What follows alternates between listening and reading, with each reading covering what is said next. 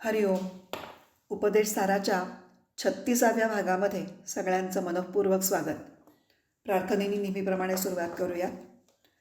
ओम सहनाववतु सहनौ भुनक्तु सह वीर्यं करवावहै तेजस्विनावधीतमस्तु मा विद्विषावहै. ओम शांती शांती शांती.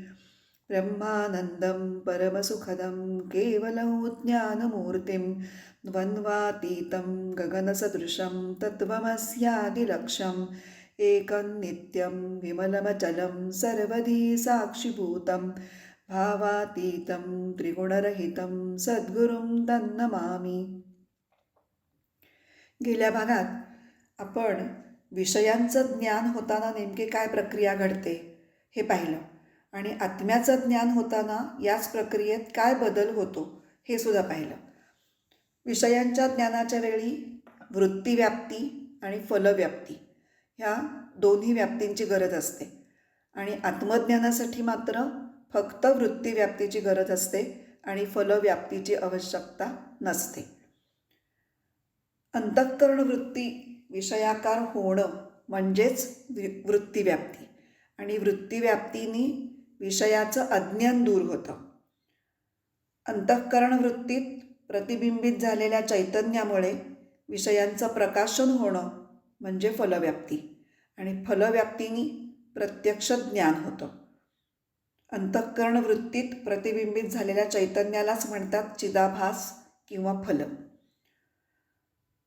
आत्मज्ञानासाठी फलव्याप्ती गरजेची नाही.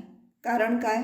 तर आत्मा हा स्वयंप्रकाशी असल्यामुळे वृत्तीव्याप्तीने आत्म्याविषयी अज्ञान एकदा दूर झालं की आत्मा हा स्वतःच प्रकाशतो.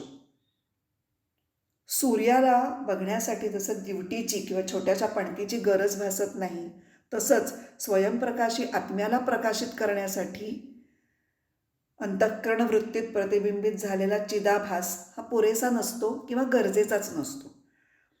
आपण ज्ञानयोगामधल्याच 20व्या श्लोकात मागे एकदा पाहिलं होतं. आपण तो श्लोक एकदा आठवणीसाठी पुन्हा म्हणते. अहमिनाशभाज्यहमहंतया स्फुरतिरुत्स्वयं परमपूर्णसत्. अर्थ पण एकदा सांगते. अहंकाराचा नाश झाला की परमपूर्ण व सत्स्वरूप असलेला हृदाख्य आत्मा म्हणजे आत्म्यालाच इथे हृद म्हणून संबोधलेला आहे. तर हृदाख्य आत्मा अहम अहम अशा स्फुरणाच्या रूपात स्वतःच प्रकट होतो. म्हणजेच आत्मदर्शन घडतं किंवा आत्मज्ञान होतं. आणि मग अहंकाराचा नाश झाल्यानंतर आत्मज्ञान होतं. अहंकाराचा नाश कधी होतो? तर अज्ञानाचा नाश झाल्यावर. आणि अज्ञानाचा नाश कधी होतो? जेव्हा वृत्तीव्याप्तीने वृत्ती जेव्हा ब्रह्माकार होते किंवा आत्माकार होते तेव्हा. तर आत्मदर्शनाविषयी श्लोक क्रमांक 26 आणि 27 आपण आत्तापर्यंत सविस्तर चर्चा केलेली आहे. आता याच आत्म्याच्या स्वरूपाविषयी पुढच्या 28व्या श्लोकामध्ये अजून थोडं सविस्तर वर्णन महर्षी करतायत. तर आपण आधी 28वा श्लोक म्हणूया. किं स्वरूपमीत्यात्मदर्शने अव्यया भवा पूर्णचित् सुखम. अन्वय. किं मम स्वरूपम इति चिंतयन् आत्मदर्शने सति साधकः जानाति यत् आत्मनः स्वरूपम अव्ययम् अभवम् आपूर्णं चिद्रूपं सुखम च अस्ति. आता अर्थ पाहूयात. किं मम स्वरूपम, माझं स्वरूप काय आहे? इति चिंतयन म्हणजे असा विचार करता करता आत्मदर्शने सती म्हणजे जेव्हा आत्मदर्शन होतं तेव्हा साधकः जानाति साधकाला कळतं. काय कळतं त्याला? की म्हणजे यत् आत्मनः स्वरूपम म्हणजे आत्म्याचं स्वरूप कसं आहे? अव्ययम अव्यय अभवम अभव आपूर्ण चिद्रूप आणि सुखरूप आहे. आता ह्या 4 5 विशेषणं जी वापरलेली आहेत किंवा 5 आत्म्याच्या स्वरूप लक्षणं सांगितलेली आहेत त्याच्याविषयी आपण आता बघूयात. स्वरूपाच्या शोधामध्ये उपाधींशी तादात्म्य सोडून जेव्हा आत्मविचार करायला आपण सुरुवात करतो तेव्हा आपल्याला आत्मदर्शन होऊन ज्ञान होतं की आत्मा कसा आहे. तर आत्मा अव्यय आहे, अभव आहे, अपूर्ण आहे, चित्रूप आहे आणि सुखरूप आहे. आता एकेका शब्दाचा आपण अर्थ बघूया. अव्यय म्हणजे अविनाशी, ज्याचं अस्तित्व नित्य आहे असा, ह्यालाच दुसरं सत्स्वरूप असंही म्हणता येईल. दुसरं आहे अभव. अभव म्हणजे अजन्मा, म्हणजे ज्याला जन्म नाही. भू धातूपासून भव बनतं, भू भवती. भू म्हणजे होणं किंवा जन्माला येणं, जन्माला आलेला म्हणजे भव, भूत. आणि ज्याला जन्म नाही तो अभव किंवा अजन्मा. हे आपल्याला कशावरून कळू शकतं? बघा, आपल्याला स्वतःच्या जन्माचाही अनुभव नसतो आणि मृत्यूचाही अनुभव नसतो.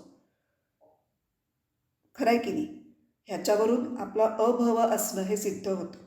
पुढचं आहे गुणधर्म आपूर्ण.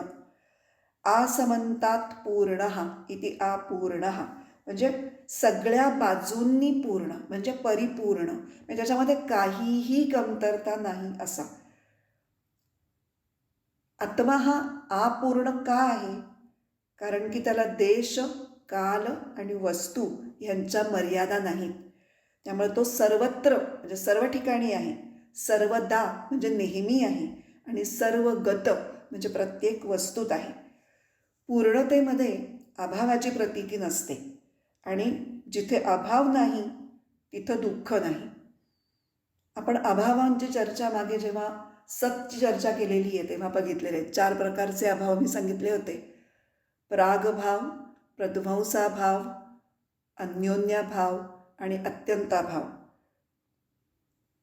तर जिथे अभाव नसतो तिथे दुःख नसतं. कारण दुःख का निर्माण होतं? अपूर्णत्वाच्या जाणीवेमधून दुःख निर्माण होतं. तिथे सगळं परिपूर्णच आहे, तिथे कुठून दुःख येणार? इथे एक प्रकारे अपूर्ण या विशेषणातनं आत्मा सुखरूप का असतो ह्याचं पण एक कारण इथे आपल्याला कळतं. छांदोग्य उपनिषदामध्ये म्हटलेलं आहे, यद भूमा तत् सुखम न अल्पे सुखम. म्हणजे जे भूमा आहे त्याच्यामध्ये सुख असतं. भूमा म्हणजे काय? ॲबंडन्स, मुबलकता. आत्मा हा असा परिपूर्ण असल्यामुळे त्याच्यात काही त्रुटी नाही, काही कमतरता नाही, अजून त्याच्यामध्ये काही भर घालू अशी शक्यता नाही. तो परिपूर्ण आहे म्हणून त्याला भूमा म्हटलेलं आहे. आणि अल्पता म्हणजे काय? सीमितता, मर्यादित असणं. आत्म्याला कुठल्याही प्रकारच्या देश, काल, वस्तू या कुठल्याही मर्यादा नाही आहेत म्हणून त्याला अपूर्ण असं म्हटलेलं आहे. पुढचं विशेषण किंवा गुणधर्म आहे चित्त.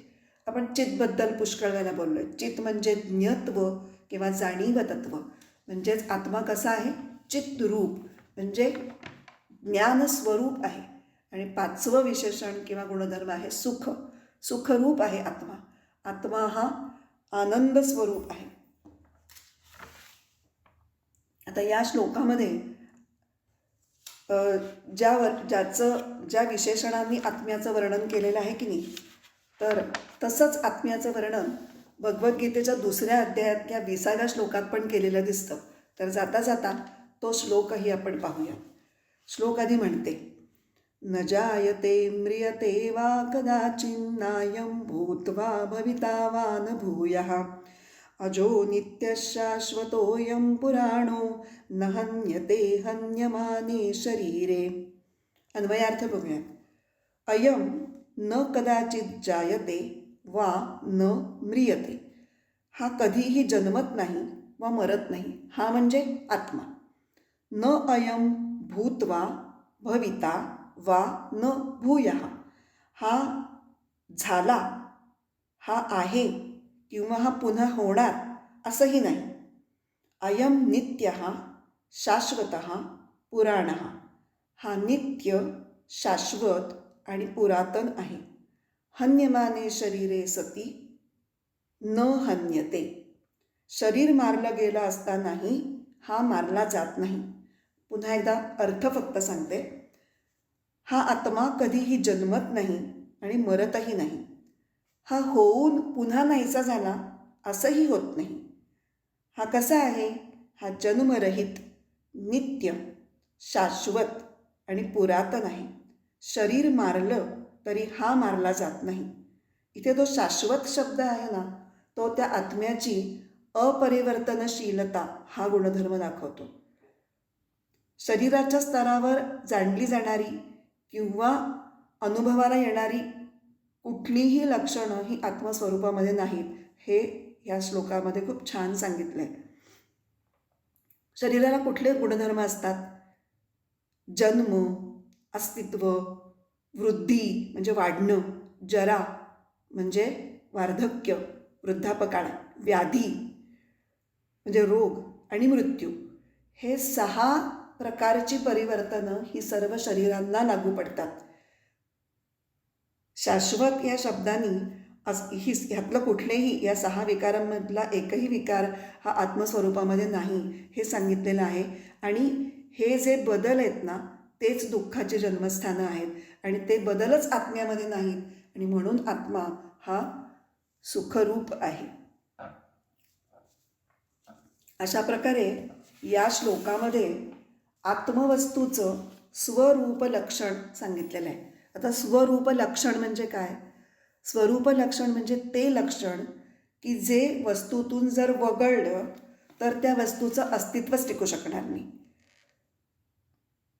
वस्तूला तिच्या अंगभूत लक्षणांचा कधी भार होत नाही किंवा त्या लक्षणांमुळे तिला स्वतःलाच ताप झाला आहे, दुःख झालं आहे असं होत नाही. 1-2 उदाहरणं बघू. आता उष्णता हे अग्नीचं स्वरूप आहे. मग उष्णता जर काढून टाकली तर अग्नीचं अस्तित्वच उरणार नाही. दुसरं उदाहरण आहे, विषारी सर्पाला स्वतःचंच विष हानिकारक किंवा तापदायक होतं का? नाही होत.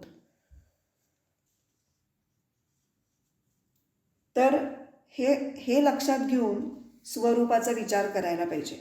म्हणून आपण इथे प्रथम मानूयात की मी दुःख स्वरूप आहे. आता हे जर खरं असतं तर मला दुःख हे असह्य वाटायला नको, त्याचा भार वाटायला नको आणि त्याच्या निवृत्तीसाठी सुद्धा माझ्याकडून काहीही प्रयत्न व्हायला नकोत. कारण दुःख हे माझं स्वरूप असेल तर मला काही म्हणजे आत्ताच आपण स्वरूप लक्षणाची जी डेफिनेशन केली की वस्तूला त्याच्या अंगभूत लक्षणाचा भार होत नाही, त्रास होत नाही. पण आपला अनुभव काय आहे? आपण तर सारखं दुःख निवृत्तीसाठी झटतोय. दुःख नको आहे, सुख हवं आहे, सुखाच्या शोधात फिरतोय. खरं म्हणजे आपणच सुखस्वरूप आहोत. पण आपल्या अज्ञानामुळे आपण स्वतःला दुःखी मानतोय आणि आत्म्यामध्ये सुख आहे हे विसरून आपण विषयांच्यामध्ये सुख आहे असे मानून विषयांच्यामध्ये सुख शोधण्याचा प्रयत्न करतोय. हे म्हणजे कसं आहे की साखरेनं गोडीसाठी अनेक प्रकारच्या गोड वस्तूंकडे धावत जावं आणि मला थोडी गोडी देता का हो असं म्हणावं, तसं झालंय हे.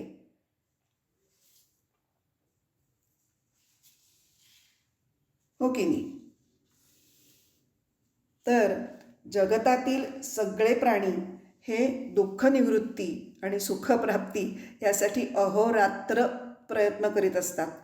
पण त्यांना काही शाश्वत सुखाची प्राप्ती होत नाही. म्हणून या श्लोकात महर्षींनी हा शाश्वत सुखाचा विचाररूप मार्ग हा सांगितलेला आहे. आणि काय तो मार्ग आहे की आत्मा हा सच्चिदानंद स्वरूप आहे आणि हे ज्ञान हे आम्हाला सर्व दुःखांपासून मुक्त करून परमानंदाची प्राप्ती करून देणारं आहे. तर हे सगळं लक्षात घेऊन आपण 28वा श्लोक पुन्हा एकदा म्हणूयात.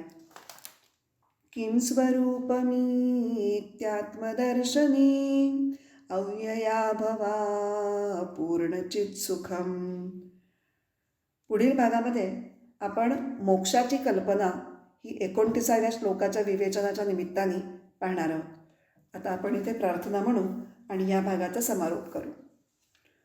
ओम असतो मा सद्गमय तमसो मा ज्योतिर्गमय मृत्योर्मा अमृतं गमय. ओम पूर्णमदः पूर्णमिदं पूर्णात् पूर्णमुदच्यते पूर्णस्य पूर्णमादाय पूर्णमेवावशिष्यते. ओम शांती शांती शांती. हरिः ओम. श्री गुरुभ्यो नमः. हरिः ओम.